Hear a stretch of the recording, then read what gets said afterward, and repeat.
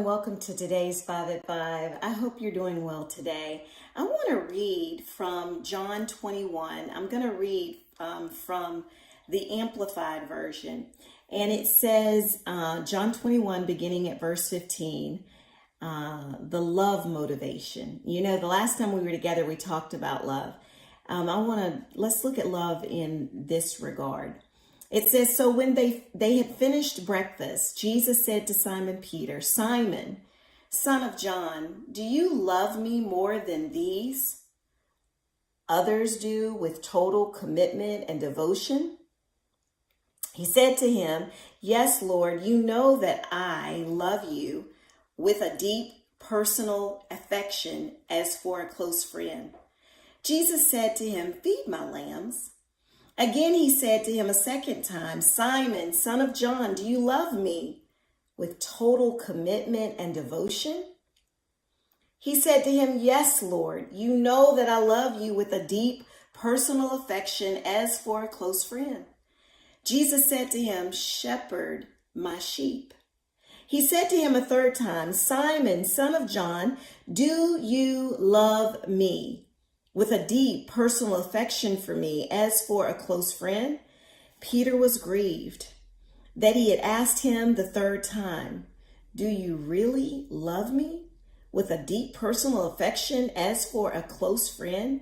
And he said to him, Lord, you know everything. You know that I love you with a deep personal affection as for a close friend. Jesus said to him, feed my sheep. Jesus asked him 3 times. 3 times. Do you love me more than these? 3 times Peter says, yes, Lord, you know that I love you. Again, yes, Lord, you know I love you. Yes, Lord, you know I love you. I want us to consider today. I wonder if you could put your name instead of Simon, son of John, do you love me more than these? I can hear the Lord saying, Kim, do you love me more than these? Feed my lambs. Kim, do you love me more than these? Shepherd my sheep. Kim, do you love me more than these?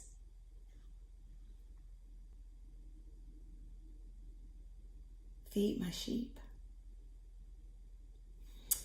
This is so convicting because the question becomes, how do you show your love?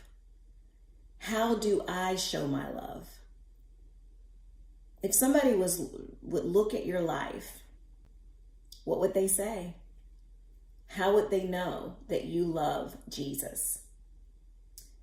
When is the last time you shared the good news? When is the last time I shared the good news? You know, and I think about this because there are so many people who, especially now in the culture that we live in, and there are so many people who call themselves Christians, but they're not Bible-believing Christians.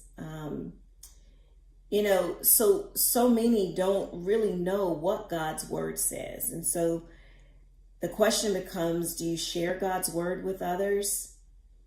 Do you live a life before your family, your friends, that points to Jesus? How do you feed God's lambs? How do you shepherd his sheep? How do you feed his sheep? How? What does that look like on a day-to-day basis? I don't know about you, but when I think about that question, I'm grieved because I don't know if I do this very well. Sometimes we allow ourselves to get so busy with life, busy with the things that are right before us, that we may not think so much about others. But I don't know about you. When I find something good, when I find a good sale, I'm just so ready to tell everybody about it, or a new restaurant, or something, some exercise that I'm trying, or some tea that I'm drinking. I don't know. I get excited about all of these temporary things, and I'm quick to share that with others. But what about Jesus, this great salvation that we have received? I remember years ago, I was in a Bible study, and I remember I was studying God's word so much and just feasting on his word. And I was convicted because I felt like I was just fat and happy on his word. And that God was impressing upon my heart to take all that I had and all this that I was eating to share with others. I can hear the Lord say, "Oh, taste and see that the Lord is good. Oh, taste and see. For he is the bread that satisfies. And those who come to drink of him will never thirst again." What has the Lord done for you? How has he rescued you? And is it something worth sharing with someone else? And if it is, what's stopping you? I pray this word will give you pause and just give you something to think about.